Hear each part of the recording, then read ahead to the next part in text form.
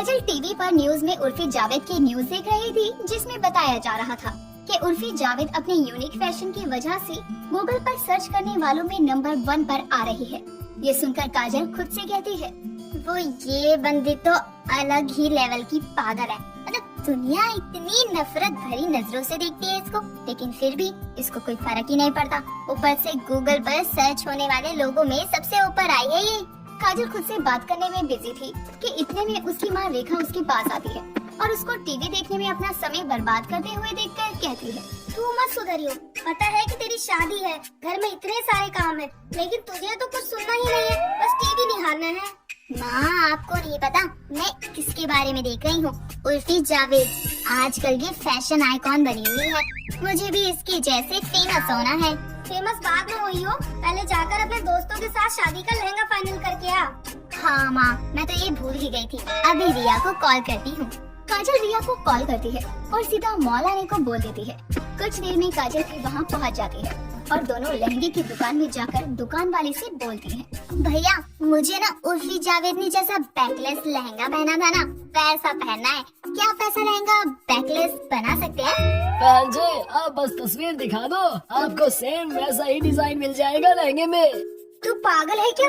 उर्फी जावेद बनना है? पता है वो कितनी बदनाम है। जिसका नाम होता है ना वही बदनाम होता है, समझी? और देखियो, क्या पता उसके जैसे कपड़े पहनने से मैं भी न्यूज की सुर्खियों में आ जाऊँ। सुर्खियों में तो पता नहीं, लेकिन हाँ ससुराल से बाहर हो जाएगी।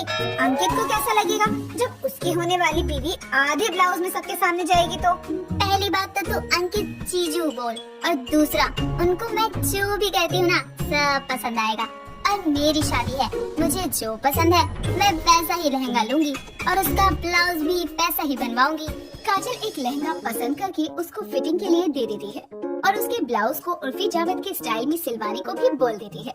जिसके बाद सारी शॉपिंग करके वो रिया को उसके घर छोड़कर अपने घर आती है। समय कैसे बीत जाता है पता ही नहीं चलता। काजल की शादी का दिन आता है और वो लहंगा पहनकर पूरी तरह तैयार होकर जब सबके सामने आती है तो उसका आगे का डीप गला और पीछे से बैकलेस ब्लाउज देखकर शादी में आए लोग बातें बनाने लगते हैं।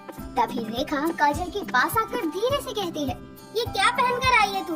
तूने पहले मुझे क्यों नहीं दिखाया ये ब्लाउज? माँ क्या है, आजकल यही फैशन में है। आप भी ना हटो, सब आपको ही घूर रहे हैं। मुझे नहीं तुझे घूर रहे हैं। एक तरफ रेखा काजल को समझा ही रही थी तो वहीं मंडप में बैठे अंकित के पास उसकी माँ सुजाता आकर बोलती है, बेटा अंकित देख ना, ये बहू ने कैसा शादी का जोड़ा सिलवाया है। सारे रिश्तेदार बातें बनाने में लगे हैं। माँ, काजल की शादी है, उसके कुछ सपने होंगे अपनी शादी के लहंगे को लेकर।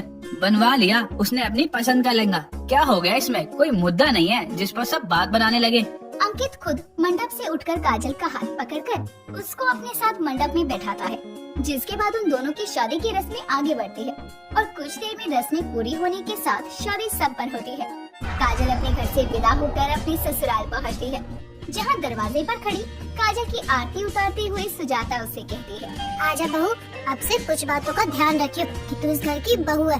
बहू के कुछ मान मर्यादा होती है, इसलिए तू शादी में जैसे भी कपड़े पहन कर आगे, लेकिन यहाँ पर ये सब नहीं चलेगा। जी माँ जी, मैं ध्यान रखूंगी। ससुराल आकर काजल अपनी जिम्मेदारियाँ संभालने लगती है, लेकिन वो फोन और टीवी में छाए उर्फी जावेद से अपना ध्यान नहीं हटा पाती। और एक शाम वो अपनी सास के पास जाकर बोलती है, माँ जी मुझे आपसे एक जरूरी बात करनी है। बोल बहू, क्या बात करनी है? माँ जी मुझे ना फैशन डिजाइनिंग का कोर्स करना है, क्या आप मुझे इजाजत और पैसे देंगी? क्या बोला? Fashion designing? अरे पागल है क्या बहू? शादीशुदा लड़कियाँ कपड़े डिजाइन नहीं करती, बल्कि अपना घर डिजाइन करती है, घर को अच्छे से संभाल के। पर माँ जी मुझे सीखना है। माफ कर बहू, मैं तुझे इसकी इजाजत नहीं दूंगी। घर में रहकर जो करना है कर, कहीं बाहर नहीं जाना और पैसे भी नहीं लगाने। सुजाता का इनकार काजल को गुस्से से भर देता है और वो अब दिन रात उर्फी जावेद की वीडियोस देखने लगती है, जहाँ से वो ढीठ बनना सीखती है। लोगों के द्वारा उर्फी का इतना मजाक बनता है, फिर भी वो अपनी यूनिक फैशन सेंस को नहीं छोड़ती। काजल भी यही करने का डिसाइड करती है। अगले दिन काजल घर में लगे पर्दे को उतारकर उससे एक अजीबोगरीब ड्रेस बनाकर उसे पहन लेती है। जिसके बाद वो अंकित और सुजाता के सामने आती है। उसको अजीब सी ड्रेस में देखकर दोनों बोलते हैं, बहू ये क्या पहना है और ये कपड़ा कहीं देखा देखा लग रहा है। हाँ काजल, ये क्या बनाया है? मतलब कहाँ से लाई हो? लाई ही नहीं हूँ बल्कि खुद बनाई है उर्फी जावेद से सीखकर। अब माँ जी ने मुझे फैशन डिजाइनिंग के कोर्स करने को तो मना कर दिया, तो घर बैठे जिससे सीख सकती हूँ सीख रही हूँ। अरे मुई, तुझे उर्फी जावेदी बनना था क्या? पूरा देश जानता है कि वो कैसे कैसे ड्रेस पहनकर फेमस हुई है, फिर भी मुझे नहीं पता माँ जी, मेरी आइडिया है उर्फी, उसको कुछ मत बोलो। काजल इतना बोलकर वहाँ से चली जाती है, लेकिन उसके जाने के बाद से अंकित अपनी माँ से बोलता है, माँ आपको दे देनी चाहिए थी इजाजत। अब देखो काजल कैसे उर्फी जावेद बनी घूम रही है। बनाने दे, एक दो दिन में भूत उतर जाएगा, लेकिन उसको घर से बाहर जाने की इजाजत तो मैं नहीं देने वाली, न ही इस पर पैसे फूकने वाली हूँ। सुजाता गुस्से में अपने कमरे में जाती है, लेकिन वहाँ उसकी खिड़की का पर्दा गायब था, जिससे उसे याद आता है कि उसकी बहू ने जो ड्रेस बनाकर पहनी है वो उसी पर्दे की है। इस बात से सुजाता को और गुस्सा आता है, लेकिन अब वही काजल पूरी तरह से उर्फी जावेद के रंग में रंग चुकी थी। वो अजीब अजीब सी ड्रेस बनाती और उनको पहनकर बाहर सब्जी लेने और बाकी के कामों के लिए निकलती। उसको ऐसे आधे कपड़ों में देखकर एक शाम सुजाता की पड़ोसन स्नेहा उसके घर आकर बोलती है, सुजाता तेरी बहू पगला गई है क्या? अभी मैंने उसको मार्केट में आधे कपड़ों में देखा है। क्या करूँ मैं इसका? मैंने इसको फैशन डिजाइनिंग का कोर्स करने से मना क्या कर दिया? ये तो मेरी बहू उर्फी जावेद बनी घूम रही है, उसकी तरह अजीब से कपड़े पहनने लगी है। बताओ मैं क्या करूँ? मान भी तो नहीं रही है। अरे बहन, तो जाने दो ना बहू को सीखने। अरे कम से कम कुछ सीख कर ढंगी कपड़े तो पहनेगी, वरना जैसे उर्फी जावेद हमेशा चर्चा में रहती है अपने आधे कपड़ों की वजह से, वैसे ही तुम्हारी बहू भी मोहल्ले में ट्रेंडिंग टॉपिक बनी रहेगी। आते जाते किसी की उल्टी नजर पड़ गई ना, तो बुरा भले ही कपड़ों में ना हो, लेकिन समाज की सोच तो खराब ही है। शायद तुम सही कह रही हो स्नेहा, मुझे अपनी बहू को ये कोर्स करने देना चाहिए। स्नेहा सुजाता को समझाकर वहाँ से चली जाती है और जब कुछ देर में काजल घर आती है तो सुजाता काजल को रोककर उससे कहती है, काजल बहू, मैंने तुझे ये फैशन डिजाइनिंग कोर्स करने की इजाजत दी और तुझे ये तेरे कोर्स के पूरे पैसे दूंगी, पर तू ये अब से अजीब से ड्रेसें पहनना छोड़ दे बहू। सच्ची माँ जी, आप मान गई? अरे मुझे पता ही नहीं था कि आप इतनी जल्दी मान जाएंगी। वैसे आपका शुक्रिया, मैं कल ही जाकर अपना रजिस्ट्रेशन करवा कर आऊंगी इस कोर्स में। अगले दिन काजल जाकर एक फैशन डिजाइनिंग के कोर्स में अपना रजिस्ट्रेशन करवा कर आ जाती है, जिसके बाद कुछ दिनों की क्लास लेने के बाद वो एक ड्रेस बना कर लाती है और उसको पहनकर सुजाता और अंकित के सामने आती है। काजल की ड्रेस देखकर सुजाता हैरान हो जाती है, क्योंकि उसकी ड्रेस प्लास्टिक की पन्नी से बनी साड़ी थी। ये देखकर सुजाता कहती है, तेरे कोर्स पर इतने पैसे इसलिए फूक रहे हैं क्या हम, ताकि तू ये पन्नियां पहनकर घूमे? अरे माँ जी, आप नहीं जानती ये ड्रेस किसने बनानी सिखाई है? किसने? खुद उर्फी जावेद ने। मैंने उसकी तो फैशन डिजाइनिंग की क्लास ज्वाइन की है। आप देखना, मैं बहुत अच्छे से घर के खराब कपड़ों से ना अच्छी अच्छी ड्रेस बनाना सीख जाऊंगी। काजल की ये बात सुनकर सुजाता अपने सर पर हाथ रखकर बैठ जाती है और बोलती है, हे भगवान, जिससे बचने के लिए मैंने इसे इजाजत दी थी, ये तो उसी कुएं में मेरे पैसे लेकर कूद गई। मुझे नहीं चाहिए उर्फी जावेद पार्ट 2। बेचारी सुजाता अब पैसा तो गवा चुकी थी, साथ ही बहू भी, क्योंकि बहू अब नॉर्मल इंसान नहीं बल्कि उर्फी जावेद बन गई थी। जो एक बार उर्फी जावेद बन जाता है वो इंसान दोबारा नॉर्मल नहीं हो सकता। अरे यार, तुम सब कब आओगे? मैं कब से तुम्हारा वेट कर रही हूँ। यार 5 मिनट और रुक ले, मैं जैस्मिन के साथ पहुँच जाऊंगी वहीं पर। पागल वागल हो गई हो क्या दोनों? यार कितने लड़के खड़े हैं यहाँ पर, मुझे घूर घूर कर देख रहे हैं। तुम आ रही हो या मैं घर वापस जाऊँ? अरे यार धीरज रख, आ रहे हैं हम बस। कौन सा धीरज, किसका धीरज? यार तुम तो बड़ी चालू हो, मतलब अपने बॉयफ्रेंड को भी बुला लिया और मुझे बताया भी नहीं। अबे गधी, पेशेंस, सब्र करने को कह रही थी मैं। ये ले, आ गई कॉल कर, सामने देख मुझे। रोशनी सामने देखती है कि उसके आगे एक कार खड़ी है जिसमें उसकी दोनों फ्रेंड्स जैस्मिन और श्रेया हैं और वो उसे कार में बिठा लेती है। यार तूने मुझे बताया क्यों नहीं कि तू कार लेकर आ रही है? हमने सोचा कार से ही चलते हैं तीनों घूमने और फिर मजे करेंगे पूरे दिन और जल्दी भी आ जाएंगे। हाँ, हम घूमेंगे फिरेंगे और फिर अपने फेवरेट चिली पटेटो खाएंगे। ओहो बेटा, वो हमारी नहीं तेरी फेवरेट चीज है, चिली पटेटो। हाँ हाँ, तुम दोनों को तो पता ही है ना कि मुझे चिली पटेटो कितने पसंद है। हाँ पता है, और इसीलिए तेरे लिए एक सरप्राइज लेकर आए हैं। और बात करते करते तीनों एक मॉल में पहुंच जाते हैं और वहां खूब सारी शॉपिंग करते हैं, साथ ही मूवी भी देखते हैं। और कुछ ही देर के बाद तीनों खाना खाने के लिए एक अच्छे से रेस्टोरेंट में जाती हैं, जहां वेटर के आते ही रोशनी फटाक से बोलती है, वेटर मेरे लिए सेजवान चिली पटाटो, एक honey chilli potato, garlic chilli potato जल्दी से लेकर आओ, ये सब हम मिलकर खाएंगे। नो नेवर, कभी नहीं। अपना अपना खाओ, अपना अलग ऑर्डर करो तुम। वेटर, आप एक मंचूरियन और 2 लार्ज पिज्जा ले आओ, और हाँ एक मार्गरेटा और एक कैप्सिकम पिज्जा। कुछ ही देर के बाद वेटर सबके ऑर्डर्स ले आता है और रोशनी अपने चिली पटेटो खाने लगती है और खाने के बाद डकार मार देती है। इसके बाद तीनों क्लब में जाकर ढेर सारे मजे करती है और देर रात को अपने अपने घर लौटती है। वक्त बीतता जाता है।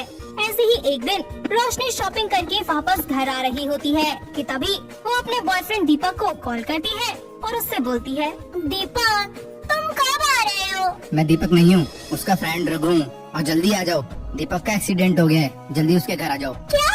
मैं भी पहुँचती हूँ। रोशनी जल्दी से दीपक के घर पहुँचती है और जैसे ही वो अंदर जाती है तो वहाँ बहुत ज्यादा अंधेरा होता है। वो डरती हुई थोड़ा आगे बढ़ती है कि तभी एकदम से लाइट ऑन हो जाती है और जोर से पार्टी पॉपर्स ब्लास्ट होते हैं। ऐसे में रोशनी देखती है कि पूरा घर लाइटिंग और डेकोरेशन से सजा हुआ है और दीपक हाथों में गिफ्ट लेकर सामने चलकर आते हुए कहता है, happy birthday to you, happy birthday to you. कैसा लगा मेरा सरप्राइज रोशनी बेबी? पागल हो क्या? कितना डर गई थी मैं, तुम्हें लेकर भागते भागते आई हूँ मैं। सॉरी जान, बट तुम्हें सरप्राइज भी तो देना था। आज तुम्हारा बर्थडे जो है, भूल गई ना इस बार भी पिछली बार की तरह? हाँ दीपक, और हमेशा की तरह एक बार फिर मैं अपना बर्थडे भूल गई। जल्दी केक काटना, भूख लग रही है। तुम्हें तो मैं बताऊंगी, इनके साथ रह रहकर तुम भी बिगड़ गए हो। इतना कहकर रोशनी केक कट करती है और वो दोनों को खिलाती है, जिसके बाद रघु घर चला जाता है और रोशनी अपने बॉयफ्रेंड दीपक से बोलती है, अच्छा मेरा गिफ्ट दो। हाँ हाँ देता हूँ। मुझे पता था कि तुम मेरे लिए चिली पटाटा जरूर लेकर आओगे। चलो अब जल्दी से मुझे अपने हाथों से खिला दो। ये लो, खाओ और ठूसो। मुझे पता था तुम्हारे बर्थडे पर अगर ये नहीं लाया तो तुम्हारा मूड अपसेट ही हो जाना है। वो सब कुछ तो ठीक है, लेकिन तुम दिल्ली वापस कब आए और तुम्हारी मम्मी कहाँ है? ओफो, आज ही आया हूँ और मम्मी सत्संग में गई हैं। थैंक यू सो मच दीपक, अपनी रोशनी का बर्थडे इतना रोशन करने के लिए। अच्छा ये बताओ कि शादी कब कर रहे हो, या फिर मैं दूसरा हस्बैंड ढूंढ लूं? अरे नहीं मेरी जान, मैं आज पक्का कर लूँगा बात मम्मी से। इतना बोलकर रोशनी अपने घर वापस आती है। वक्त बीतता जाता है। दीपक भी अपनी विधवा माँ ऋतु से रोशनी के बारे में सब बता देता है, जिसके बाद वो दोनों शादी के लिए राजी हो जाते हैं। अगले दिन दोनों के परिवार वाले आपस में मिलते हैं और अगले ही हफ्ते दोनों की बड़ी धूमधाम से शादी करवा देते हैं, जिसके बाद रोशनी अपने ससुराल की सारी जिम्मेदारियाँ बखूबी संभाल लेती है। ऐसे ही शादी के 2 दिन बाद ऋतु अपनी बहू से कहती है, बहू तूने अखबार वाले से बात कर ली? उसका हिसाब तो कर दिया ना तूने? हाँ माँ जी, मैंने सारा हिसाब अच्छे से कर दिया है। माँ जी अगर आप बुरा ना माने तो मैं आपको अपने हाथों से कुछ अच्छा सा बनाकर खिलाना चाहती हूँ। हाँ बता क्या बनाएगी? अरे पूछने वाली क्या बात है, तू बना कर ही ले आ। हाँ माँ जी ठीक है, मैं बना कर लाती हूँ। आप एक बार खाएंगी ना तो खाने के साथ साथ उंगलियाँ भी चाट जाएंगी। इतना कहकर रोशनी आलू काटती है और फिर सॉस रेडी करती है और जल्दी से कढ़ाई में तेल गरम करके आलू तल लेती है।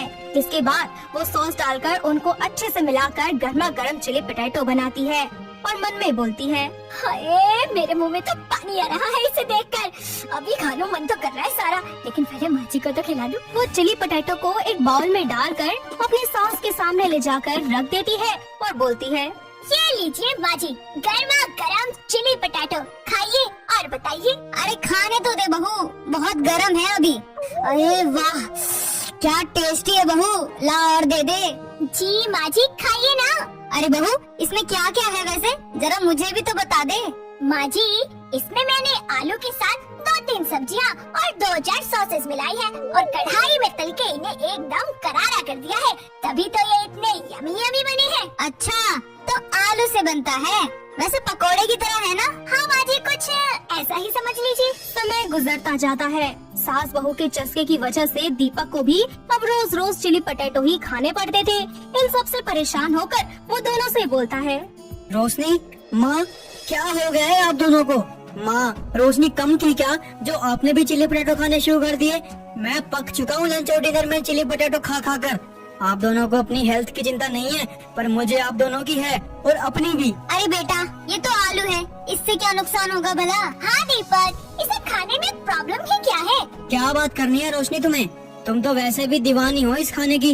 डॉक्टर से पूछो एक चीज, ज्यादा खाने से कितनी दिक्कत हो सकती है। और चिली पोटैटो इतने मिर्च मसाले वाले होते हैं, नुकसान करेंगे आगे जाकर।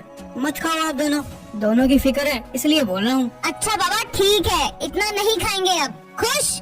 और बहू तू इसे नॉर्मली खाना बना कर दियो सारा टाइम। इतना कहने सुनने के बावजूद भी उन दोनों के कान पर जूं तक नहीं रेंगती और दोनों दीपक को बिना बताए बाहर जाकर चिली पोटैटो खाने लगती है। ऐसे ही एक रात ऋतु को बहुत ही ज्यादा घबराहट महसूस होती है और वो वहीं पर ही बेहोश होकर गिर जाती है। कुछ ही मिनटों के बाद दीपक पानी पीने के लिए जाता ही है कि उसकी नजर अपनी बेहोश माँ पर पड़ती है। वो जल्दी से रोशनी को आवाज देता है और फिर दोनों मिलकर ऋतु को हॉस्पिटल ले जाते हैं, जहाँ डॉक्टर उसका इलाज करते हैं और काफी सारे टेस्ट करने के बाद डॉक्टर कहते हैं, मिस्टर दीपक, आपकी मदर ने कोई हाई क्वांटिटी में बाहर की चीज खाई है, शायद आलू ही हो। इस वजह से उनका ब्लड प्रेशर सडनली हाई हो गया है और टेस्ट में पता चला है कि उन्हें डायबिटीज की शिकायत भी है। कुछ ही देर के बाद दीपक अपनी माँ को घर ले आता है और दीपक डॉक्टर की बात सुनकर अपनी माँ और बीवी दोनों को ही समझाता है कि चिली पोटैटो खाने के नुकसान क्या है। और इसके बाद वो दोनों सास बहू चिली पोटैटो खाना हमेशा के लिए छोड़ देती है। भले ही वो कभी कभी उसे खा लेती है, लेकिन जो उनकी लत थी वो हमेशा के लिए छूट जाती है और इस तरह उनका पूरा परिवार एक बार फिर से हंसी खुशी रहने लगता है।